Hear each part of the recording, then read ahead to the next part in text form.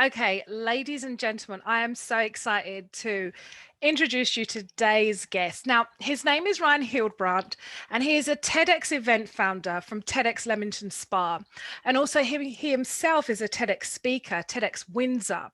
And he's a coach specializing in helping people develop incredible topics and sell their message so they can get top opportunities like TEDx talks, podcasts, blog guest posts, etc., and even more than that. He's trusted by graduates from multi-Ivy League universities and professionals in their 20s all the way through to their 60s. So that's a huge range. With varying social followings from clients with 0 Twitters, some of you, I know you can really appreciate that, and also to those with huge 500 plus K followings too, to bring out the best in all of their ideas. Now, Ryan's going to share more on that introduction and himself. I introduced you, Ryan. Ryan, thank you for coming on the show today. Hey, it's my pleasure. This is going to be fun. Yeah, I'm looking forward to it. Excellent. So I just wanted to know, can you just we've gone through some questions about like your experience and what you want to share today, but we started talking before the podcast and there's so much that you want to give and stuff, and which is great because our listeners really, really want to hear from you. So the first question that I think would be great just to start off with is, why is it important to improve the way you speak with a focus on topic development? If you can explain that for us, that would be great.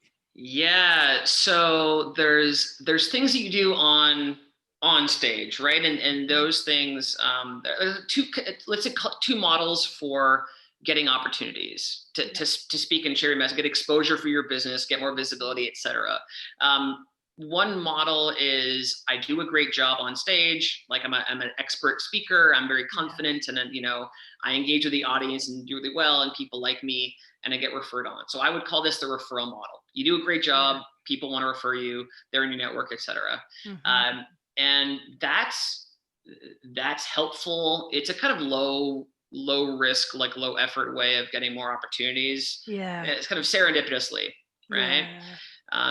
The problem is you're limited by the people that are listening to you. So if you get invited to speak at a small event and there's, I don't know, let's say there's 20 people or 50 people in the audience, it's only those 50 people that can offer you opportunities. Someone who's not in the room can't see you speak and can't invite you on.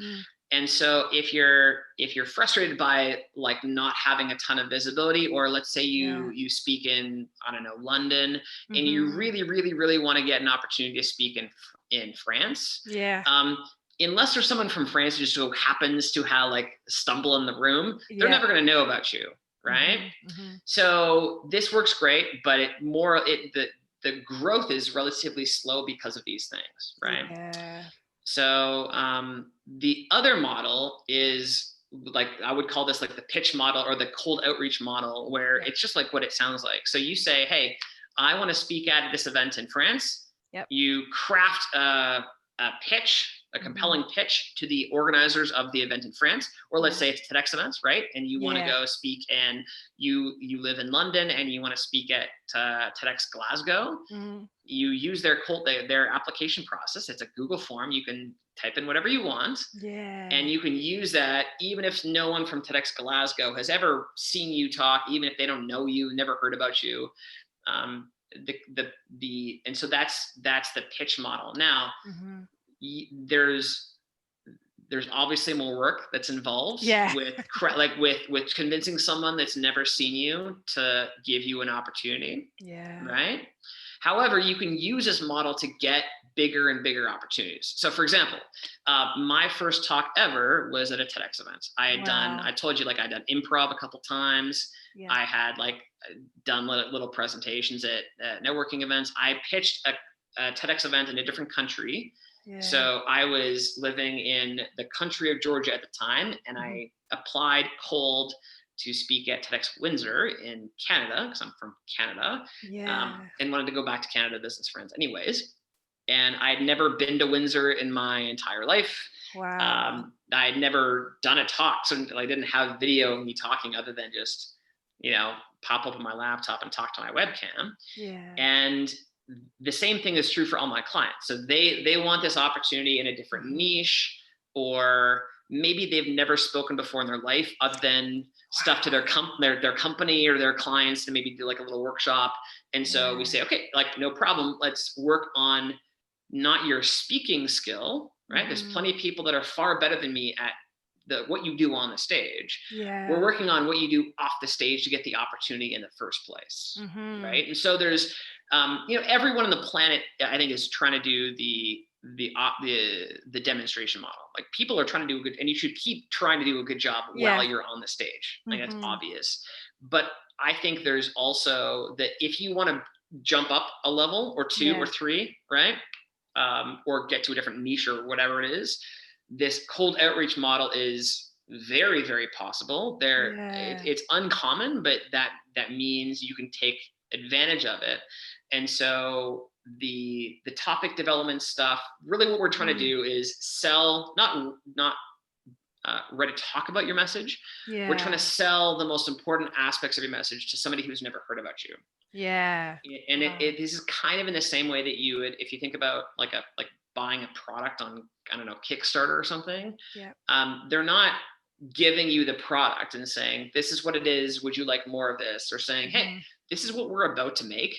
Do you want to pay money in advance for it? And so that's a skill that, it's not super common in the world, but it's very possible.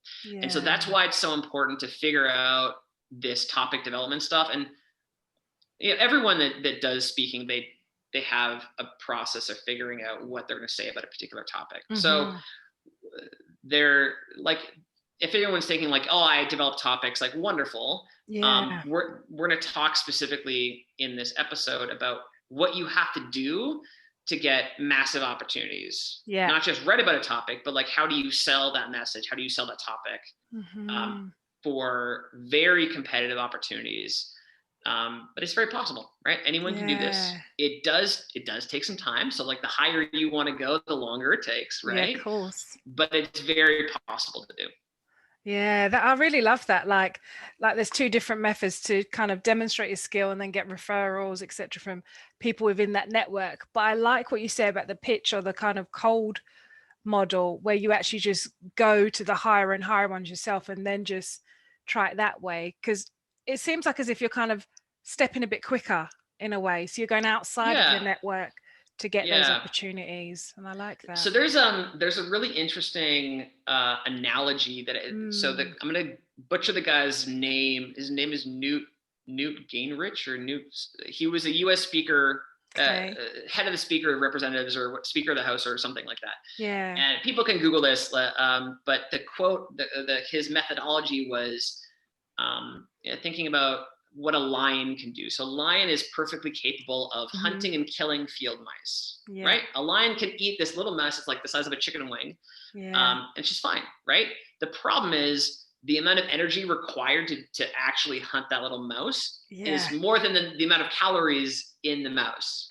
So what a lion has to do is hunt antelope instead. So it takes way more energy to hunt this antelope, but the reward is enough to sustain and kind of feed the lion.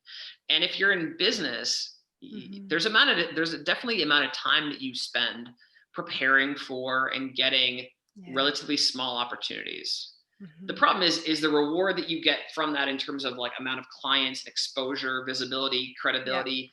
Is that reward enough to justify doing that same scale of opportunity forever? Right? So when I work with clients, yes, it takes way more effort for them to get a TEDx talk, for example, right? But the reward from it is they have this video up on this big platform that has massive exposure. They get the credibility for being a TEDx speaker for the rest of their career. There's all these rewards they get, right, forever. And so it's really the difference between hunting field mice and hunting antelope. I like that example. It's definitely thinking of like the efforts that you put in, are you getting the reward for your efforts? Right. Definitely. 100% here. So it's more work. Like the pitch model is definitely more work. But the rewards are disproportionately high. Definitely. I really like that. And then as well, so moving on from like moving on from the topic development kind of question, that like a lot of my kind of clients have talked about they're struggling with doing all of the talking, because it's a lot more talking now because you're on Zoom, and before you might have in the office spoke to someone at the water fountain, etc. Now you're doing a lot of team meetings, a lot of follow-up, a lot of appraisals all on Zoom or Teams, etc. But I wanted to ask as well, because what tips would you suggest to someone who struggles in this area of public speaking? Like if they struggle with public speaking or just doing an online, talking, to their team or doing lives, etc. What sort of advice would you give to someone who's struggling with speaking at the moment? Yeah. So and there's a lot of things that someone could be struggling with. The one thing we talked about before you hit record is around confidence, right? And this is especially true if the nice thing about the demonstration model is that people sort of recognize an ability in you and then offer you an opportunity, and you really have to have the confidence to say yes, right? And that's kind of it, right? And the higher the opportunity you go, the more confidence is required. So, and this confidence this comes up all the time, right? The confidence to do public speaking or any kind of presenting is supposedly like the number one fear in the world. This is not a small thing. Yeah. And one of the things around selling your message that I do with clients is we get not feedback, right? It's not like I'm telling them like, oh yes, Sarah, you're doing a wonderful job. So that's kind of a two-party model for kind of data and encouragement. One of the things that comes up with kind of reaching higher opportunities and especially speaking, and like, what do I say, is it's often a question of confidence. So the way that I think about this is I'm biased and you're biased, right? So your message so well that it's impossible. There's the thing called the curse of knowledge, right? It's impossible, and you can Google this, right? It's impossible for you to see your message in such a way that, in the same way that somebody else sees it, because you know it so well, it's in your head, right? You can't see it the way that a third party can see it. But also I'm biased, right? So if I'm working with somebody, I'm what they know is one of their advocates. I want the best for them. So if I say, oh yeah, Sarah, you're doing great, in the back of Sarah's head, she's thinking, well, like, is he just saying this because he likes me and I'm paying him? And the same thing is true with asking your friends, right? So people, if you mix up sort of your advocates and your audience, advocates being people that want the best for you, and the real audience don't know you, don't care about you, they're your real customers, right? They buy something from you. It can always seem like, well, all these people have, my friends have great feedback for me, but are they just being nice? Frankly, it's right? true. And so for someone that's not sure, there's lots of different things to think about, like the kind of advocates audience piece, the feedback piece. But the one thing I do that works massively well with confidence, right? Because I'm dealing with people that are stretching for this big opportunity, and the confidence thing comes up all the time. Cool. Is I show them, we don't do a two-party system for feedback, we do a three-party system for data. So I have them go off and say, okay, like, do this test on the internet in this Facebook group, right? And you come back to me with the data. So you say, here's the conversation we started. They say this, Ryan, these were my conclusions from this. This is how a brand new group of people is reacting to like 2 or 3 sentences about this topic and some of the things I have to say about it. And then I help them interpret that and say, like, it's also interesting that these people are saying this. And they go, oh, that resonates with me, because I had a client the other day that was saying this. And like, then we start to develop this overall picture of really like, not my bias or their bias, but the marketplace. And so we're doing kind of market research. The cool thing about that is that they start to see, like, number one, they get more things to talk about because they can speak to like specific things people have said. Definitely. They go, oh, you may be thinking this, right? Because they're just reading it from like a Facebook comment, for example. And also it gives them a lot of confidence. So they're getting more insight about what to say, but they're also know, if I say this thing, real people are going to react this way. And so, for example, if let's say you're on a Zoom call and you say something that doesn't land, or you don't get that feedback from people, you know that people have, like, this is the trend that you've seen because you've seen it in data.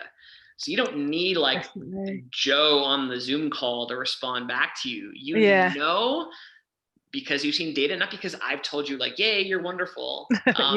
You know it's really working. And then also in this, like if you had if you started a discussion around, for example, a particular topic, the cool thing about that is different people have different, like you can have that dialogue. So you're in that dialogue, you're already generating content. So for my clients, for example, in a strange way, doing these tests, it writes the talk for them. Like it writes the content for them. It does.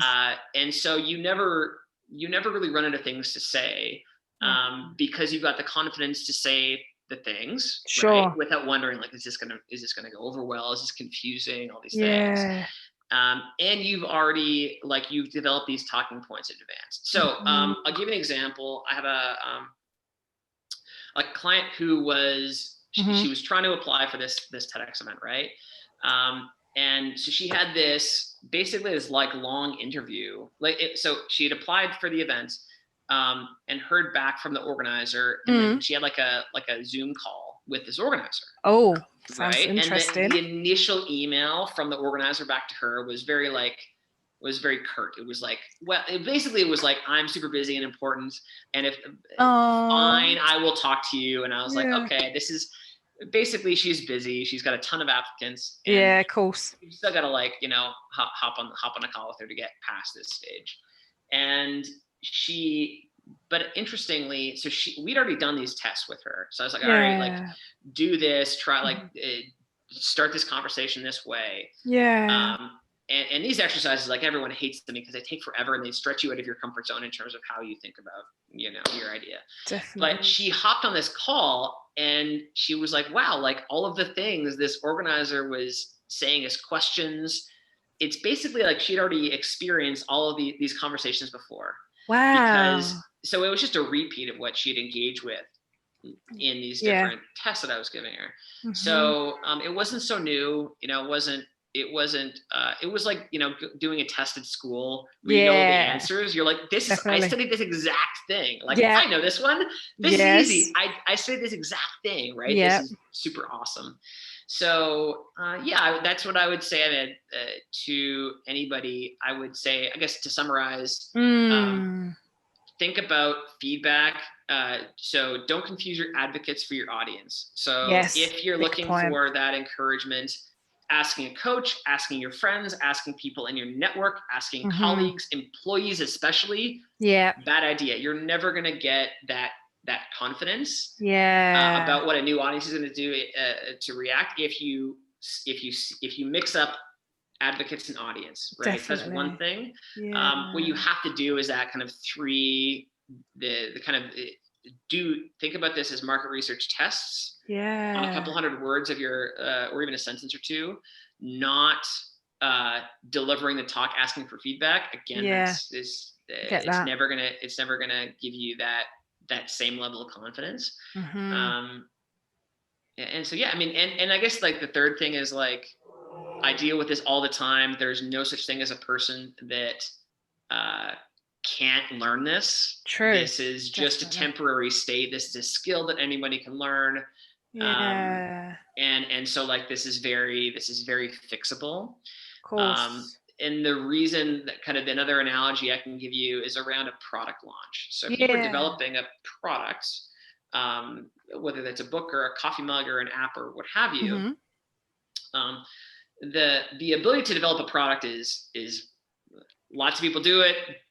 Millions of people around the world, like, this has been done, like, for all human history. It's tough as well, right? You're making this investment in this thing and you're not sure if people are going to buy it once you launch it. So the fear is, well, like, what's going to happen when I share this thing, right? The stakes are high, kind of similar to public speaking. As the stakes get higher and higher, But think about how encouraging that would be if you had real buyers before you even created it. And they said, hey, Sarah, if you create this coffee mug, here's money. I will pay you for it now because the features that you described in your coffee mug that you're going to create are exactly what I was looking for. This is amazing. Your level of confidence to, again, invest that effort in making the coffee mug all of a sudden goes way up. Definitely. Right? This is like basically the Kickstarter model. What I'm describing is that Kickstarter pre-sale model applied to ideas. The difference, of course, is no one's giving you money for your ideas. They're giving you impact. So they're investing their kind of their intellect in implementing it. And we can, just like you can test for a financial transaction, you can test for this impact, this idea kind of impact on a person before you write your talk, before you're in a position of like sharing the whole idea and presenting and all these things. And so this is very possible, right? This is very, anyway, I know like that was a lot. That was very, very, very high level. So if you want to ask follow-up questions, you're more than welcome to. But I mean, that's what I would say for people that are struggling with that confidence, right? Especially people that have high standards for themselves. Definitely. I really like the point about you said about particularly don't confuse like your advocates with your audience, because you'll get the answer that you want to hear from the person that you want to hear it from, rather than being someone impartial, not emotionally connected to you. And you'll always doubt it. When the stakes go up, you'll always doubt it. Right. Definitely. Because they're not really kind of impartial. There's something. And there's nothing, what their primary motivation is to maintain the relationship and to sound smart. That's what they want. That's their first motivation. Right. Whereas someone who doesn't know you, doesn't care about you. Right. They're going to try to be nice to you. They're not going to try to be intentionally kind of a jerk. But most people, in the back of their mind, like if an employee or a friend or a family member says, hey, this is really good, you should do this. They're all, when the stakes are high, they're always going to doubt it. Definitely 100% get that.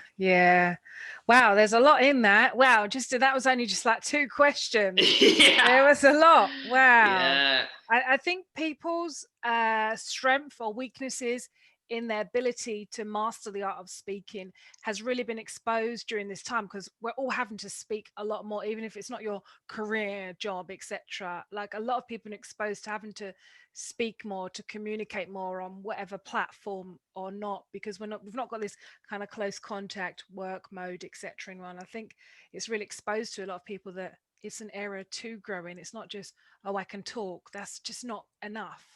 It's harder online, right? I mean, if you're doing like a Zoom call online, it's harder for now for 2 reasons. Number one, everyone is forced online, so your competition is now all around the world, right? There's people that want whatever opportunity that you're seeking, and they're in Thailand or Australia, right? Whereas if it's an in-person thing, you're limited to like, it's only the people locally that could even want it, right? And then the other thing too is they're distracted. So I wouldn't do it now because like I'm talking to you, but like I could go and like be searching my email. I could be looking at my dog over here.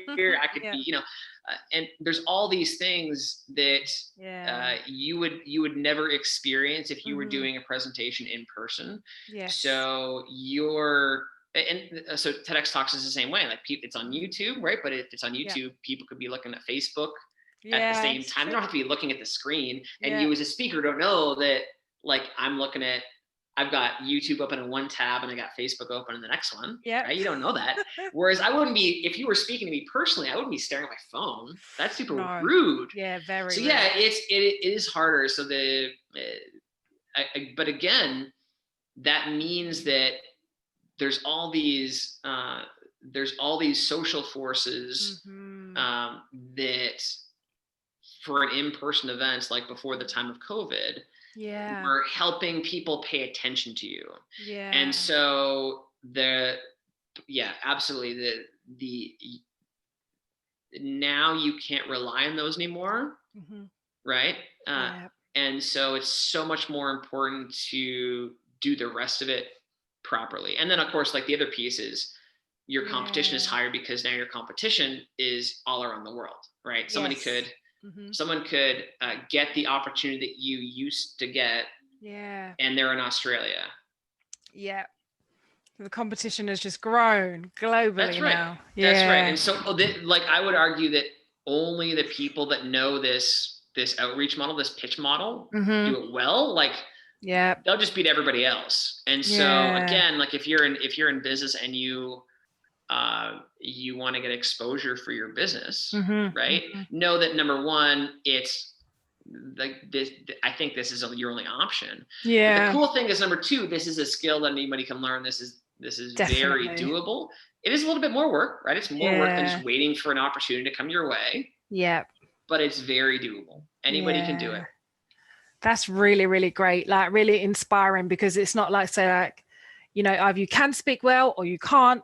There's room for you to move and train up yourself and learn, because it just shows you that it's a skill that you can grow in as well. And it's always one to refine. Definitely.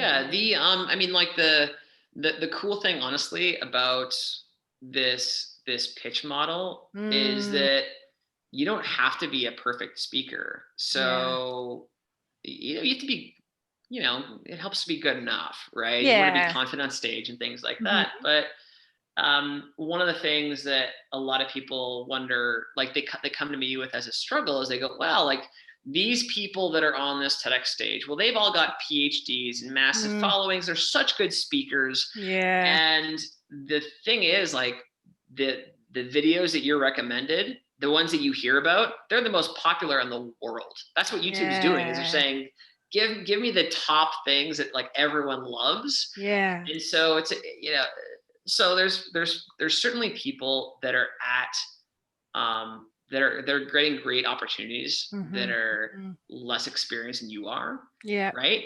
You can do a great job. And then as well, the if you do the topic development side well, a lot of other things can be a little bit forgiven, or like a lot forgiven. There's lots of people, like, if you watch my TEDx talk, there's a lot of people that would be able to point out speaking mistakes that I made.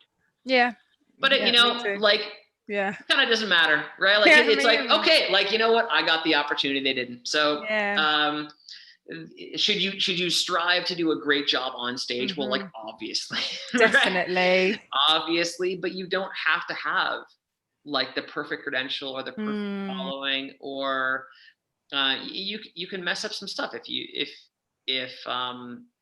need to. Like, that's okay, right? I think it's okay. I like that kind of message, that it's okay to mess up, because even when you're talking to normal humans, your friends, your family, you would mess up, or you would say the word are, etc. I'm not saying do that throughout the whole of your speech, right? That's right. If it's too much, I mean, like, much. I guess the takeaway message is in order to get really good opportunities, you don't have to be a perfect speaker. Like, that shouldn't prevent you from trying to get bigger opportunities than what you're currently getting. Right.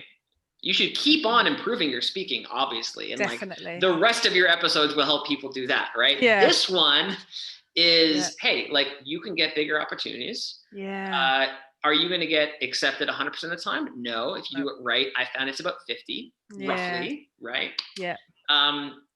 But you can do it, right? It just, what it involves is learning how to be good at pitching your message, right? And you can definitely you can go up and up and up this way. And then the cool thing is, like, as you're doing that, of course, you're going to be exposed as you speak, right, on stage. You're going to be exposing your speaking ability and your message and all the skills you've been working on to a larger audience, to an audience that can connect you to different niches and things like that. So all of a sudden, like, it sort of amplifies that skill. So if you're already a great speaker, but you're like, how do I get bigger opportunities? If you just pitch a few events that are bigger than what you're used to, all of a sudden you're see, wow, like, I can totally do this. And a lot of people now are seeing, and they can appreciate my speaking ability. And that it's, like, even more worthwhile the higher you go. Sounds good. I really like that advice. Definitely. And I like that you've given the description of kind of speaking within your network would kind of grow you kind of horizontally, but then trying to go Exactly. up this way. I like that. Definitely really, really helpful. Wow, gosh, we've gone through so much already, and I always feel like there's so many more questions. But I wanted to move on to our, I could speak to you for hours because there's so much that you've got to share and so many examples and tips and things. But I wanted to move on to like our last question, just kind of coming in for a close, like just for like your business and at the moment, like what exciting things are happening in your business that our listeners might be interested in staying in touch with you or learning a bit more about you? Sure.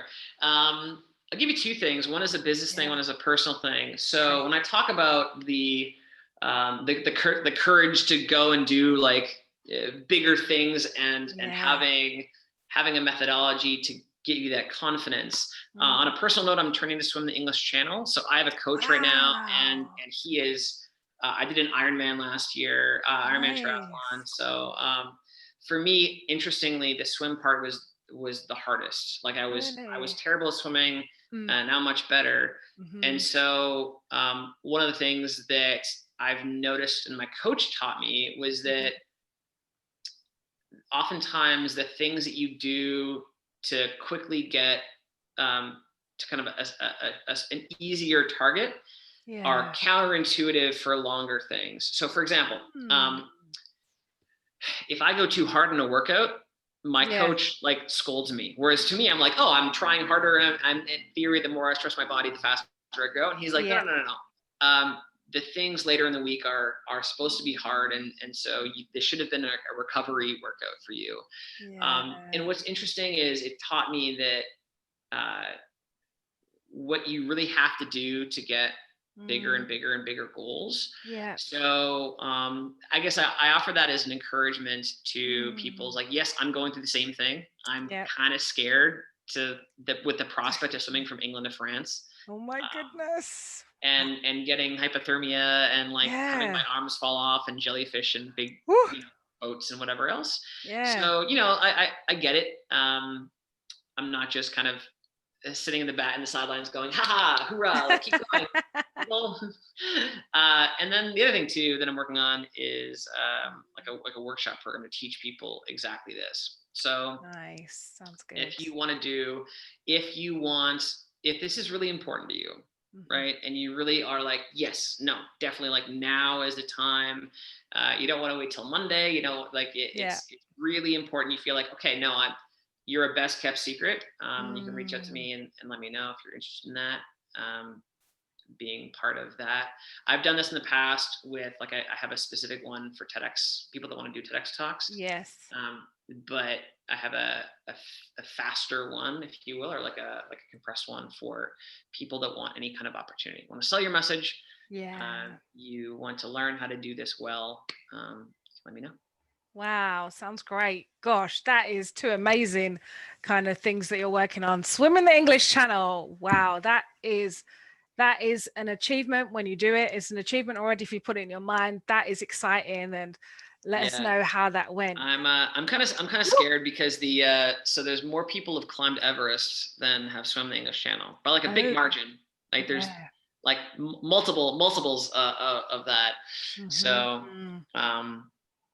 I swim 6 days a week now, and this will happen in 2 years.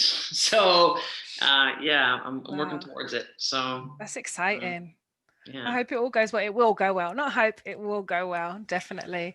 And I love the workshop. Sounds great. And I'll leave your information in the show notes as well, so that our listeners can kind of get hold of you, get your information, and get in touch about the workshop. Sounds great. Thank you so much, Ryan, for coming on today. Thank you. It's been a pleasure. Been great. I've learned so much. I was like, oh, pitch and demonstration model. Nice. Definitely. Really, really like that. And also I love the part you talked about being aware about getting your feedback from an advocate versus your audience, being very conscious of who you're getting information from, that's really like kind of you said like you're doing your market research or your pre-sale kind of thing. I really Yeah, like that. and people, people kind of do this when they're speaking to an audience. They look at people's responses and they get questions and things like that, right? Yeah. And that's on the direction of the things I'm talking about. The problem is you can only do that when you're on a stage, so you have to have an audience to do that test with. True. In that way, Yeah. what I do with people is you can do that faster.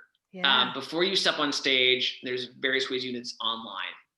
So without having to have an audience first, because then the problem always comes to like, well, what is a new, like this audience, but we're like, what is a new audience? Yeah. Or are these people just